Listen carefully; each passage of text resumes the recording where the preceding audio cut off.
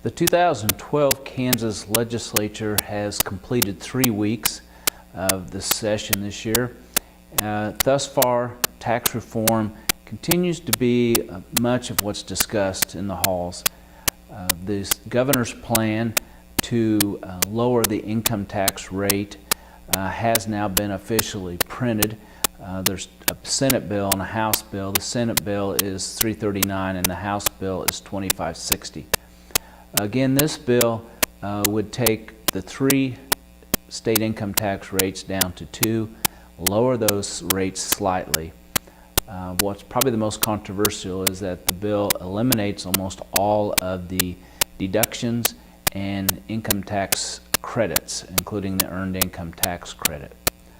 Also in the bill is that any revenue in excess of 102% of the previous year, when the state looks at its income, that money would have to go towards lowering the rate some more, so that the state's budget would not grow more than 2%.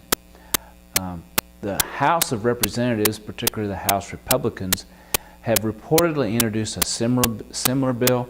The bill is yet to be printed, except their bill is going to retain some of the deductions and tax credits. So we'll see more about that bill here in the next week or so. In the meantime, the Special Senate Tax Policy Study Group has finished their work, it appears.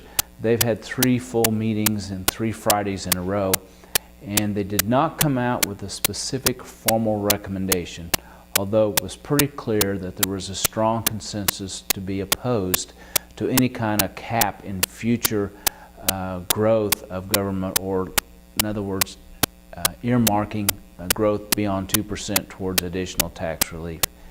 There was also talk about income tax is not the only tax that businesses look to when wanting to expand or relocate in Kansas.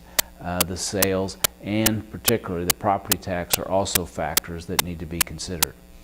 The other thing that did occur in this special committee was there was some talk about taking a good look at a proposal to put more of the sales tax exemptions back on the tax rolls and lower the tax rate. We'll have to see if that proposal has a hearing this session. The immigration and labor bills are starting to pop up. 2 bills that have been printed deal with requiring certain businesses in Kansas to utilize the E-Verify, which is a federal program documenting a worker's eligibility to work.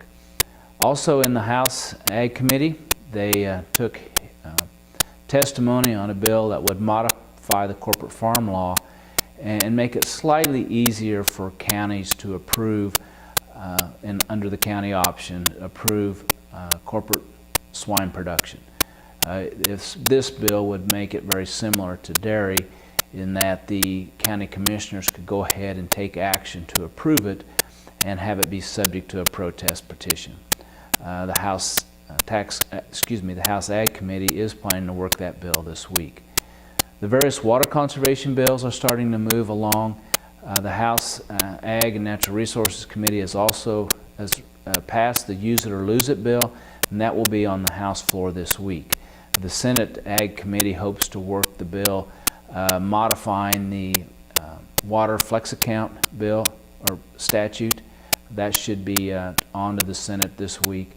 And there's also a hearing in the House on renewing water banking and renewing the water tap program. We'll have more on these bills in future reports.